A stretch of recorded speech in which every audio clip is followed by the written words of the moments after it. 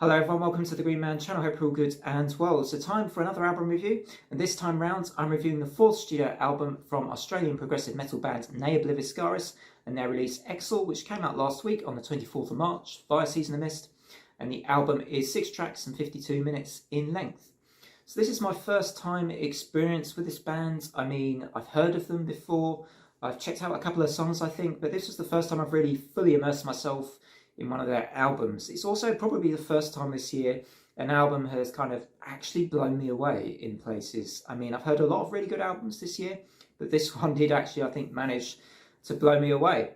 And I think what it is, I think this band are a bit more distinctive from a lot of other metal bands that blend with, you know, classical or symphonic elements. For me, Nea Obliviscaris have a unique way of seemingly bringing in, you know, lots of string arrangements here, but making really good use of them. You know, they're not just complementing a lot of the music, they are often actually front and centre of what is happening in the songs. And the talents here, I believe, of Tim Charles are really being shown with his violin work in a lot of these songs, and that's really pretty impressive. But you know, it doesn't overwhelm the album, I don't think. For the most part, you have a great blend of the metal with the classical, and it's very emotive as well because it's pulled off successfully. I think there's a real sense of kind of melodrama, cinema, you know, very atmospheric songs as well that really kind of give you a sense of something really, you know, grand and epic happening, which is what you want, I guess, from a prog metal album, but particularly one, I think, which, you know, fuses with these kind of orchestral elements a lot as well. And yeah, so I've got to say it's really good, very accomplished, really sophisticated musicianship from all the band members here. And yeah, I really did enjoy this one from Nea Obliviscaris. So let's go into the lineup. We've got Mark Campbell on harsh vocals, Tim Charles on clean vocals and violin as well, and viola, I think, as well. Martino Garatoni on bass, Matt Clavins on guitar, Benjamin Barre on lead guitar here, and Dan President I've got, who recorded the drums for the album as well. So got 6 band members, it seems. So the opening track's called Equus, and apparently this is kind of a bit of a track which is dedicated to the loss of life after the Australian bushfires in 2019 and 2020. And you know, the music is sort of really emotive and powerful pretty much throughout its whole 12-minute duration, and keeps it very interesting as well. You know, you start with this quite mean and menacing kind of bit of lead guitar work with this really cool riff, but then it kind of goes into the violin moments a bit more and brings in those classical elements with some fantastic clean singing on display as well from Tim Charles here. Really great clean singing. It just grows in power, this track. It kind of brings in more elements, just gets more and more heavy, more and more powerful, and takes you on a really great ride, I think, right to the end of the song.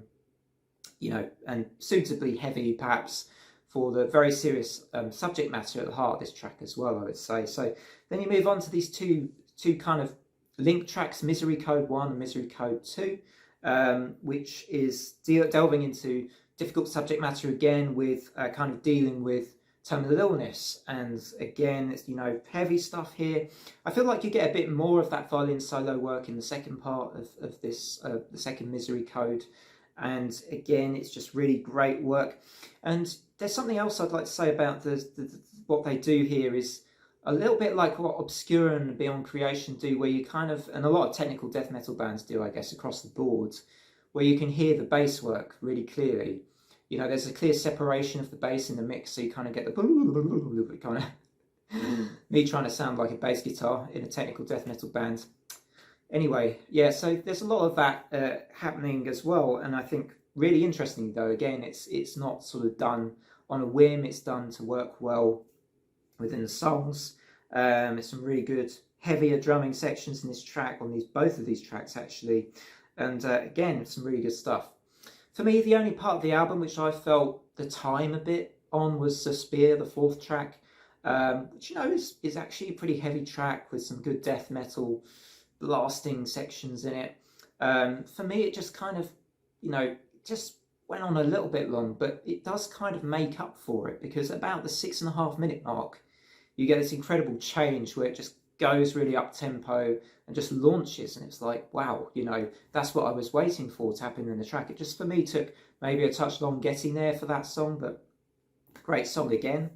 Growl is, you know, next to the opening song, perhaps my favourite on this whole album, because I mean, it just has this incredible lead guitar work from Benjamin Barry. I'm not sure I'm saying his surname right, but man, the lead guitar work and the guitar patterns, you know, really hit me in this track. I was like, wow, you know, this is really quite incredible musicianship. Again, on display, and it's great to be saying that it's on display from pretty much everyone in the band instead of just one person.